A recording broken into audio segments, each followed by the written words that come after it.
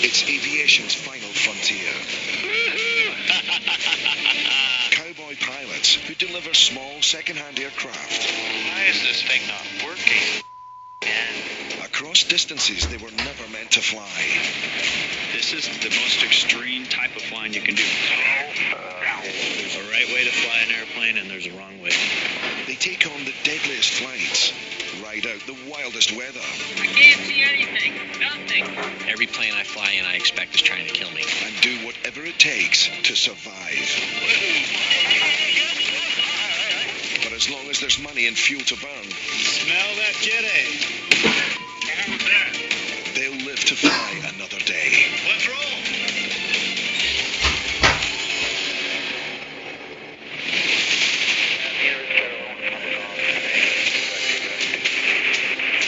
About 80 kilometers east of San Francisco, CB Aviation this morning? a pilot is planning a risky journey. No, you don't understand. We're set to depart tomorrow morning at 7 a.m. Corey Benson recently walked away from a lucrative car dealership to follow his passion for aviation. I knew there was a big risk, and I knew there was a very good chance that I wasn't going to make the money that I was making in the car business, but I wanted to do something that I loved. Corey's new job, selling and delivering small second-hand planes. In the industry, it's called ferry flying. And only pilots with nerves of steel need apply. They fly anything, anywhere, anytime. From single-engine planes through to turboprops and multi-million-pound jets. If it has wings, they'll take it, no matter how far Well, we're not Kansas anymore, man. or how dangerous. Bro, that's bad.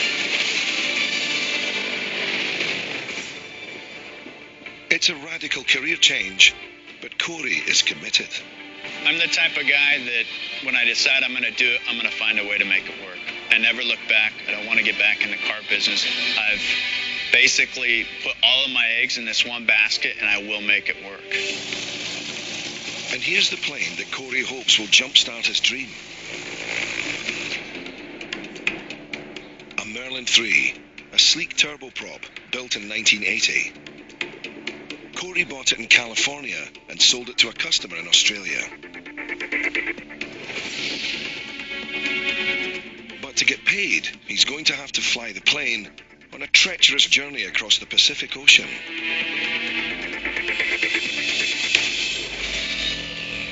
The problem is, the Merlin doesn't have the fuel capacity to make the journey. So Corey has arranged for an additional fuel system to be installed inside the cockpit. An upgrade that could turn the plane into a flying bomb. So let's go and check the system out that we're going to stick in the aircraft. Everything's new and unfamiliar, especially the new backup fuel system. So let's say that you want to use the right tank first. What you do then is that you open this valve here, and you open this valve here. Okay. The fuel control panel was built with a mix of aircraft, automotive, and plumbing parts. Put this the way it should be, okay? It's going to be this way. And 2 aluminium tanks will be installed inside the cockpit, each filled with over 300 litres of fuel. So what happens if we had something with the airplane go wrong where we lost power, where it wasn't powering either of the So inverters? let's say you lose these two here. You lose everything on the aircraft and pressurization. You don't want that. You're in trouble. That's one of the scariest part about being a ferry pilot is you're in an unfamiliar airplane going somewhere very dangerous. Most of the people survive. Some of them die, of course, but most of them survive. This will be a big learning curve for Corey. And it just got even bigger. Because he's landed another job. Perfect. Okay. In the aircraft delivery business, you never know when the plane's going to be ready. Sometimes there's 2 or 3 flights that come together at the same time, which has happened here. Corey was hired to move a single-engine Cessna 206 Stationary till 6 red, too. Looks good. Yes, I like it. But this one is over 35 years old. Good. Very nice. So he's hired a new team to take on the flight for him. Well, you could feel and to see if she's ready to go across the water, which we need her Yes, to be we ready do. to go across the water. So Bob Raskey has logged over 23,000 hours in every kind of flying machine, from commercial airliners to fighter jets. I'll let you get up. Okay. You're younger and more agile, so. His co-pilot, Yasmina Platt, has a fraction of Bob's experience. Just 600 hours in small planes, That looks good there. but she's hungry for more. Be here and go and fly? Awesome. There's nothing better in the world than to go flying. Yeah, baby's gonna treat us well, right? You're gonna treat us good? This will be an extraordinary trip.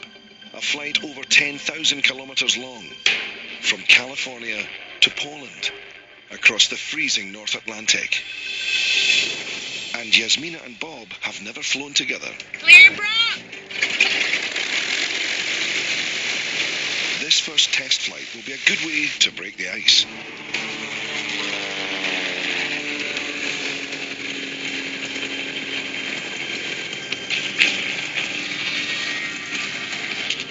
The engine sounds good though so far. It's very solid. Anything else, Captain? Nope. We're good to go. Gotta do this. I'm gonna need to learn this one. It's just one of many. One of many. Okay, all right.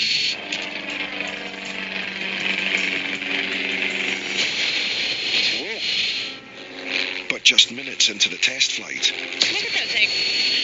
That doesn't respond. the old Cessna is misbehaving. Oh, it's not working? Uh-oh. The left aileron trim is not responding. Well, we tested them on the ground. They didn't work then. The aileron trim is a hinged flap on the edge of the wing. It controls the plane's rolling motion. With the left trim stuck, the plane is rolling to the right.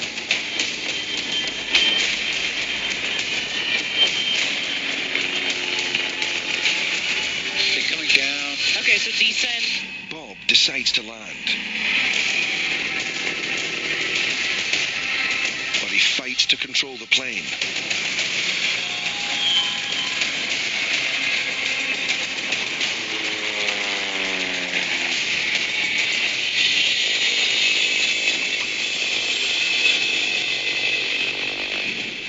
Good job.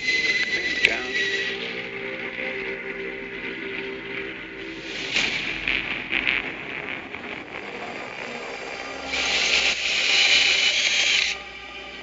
Could just be old. If it can break, it will. Back in the hangar, the mechanic discovers serious evidence of neglect.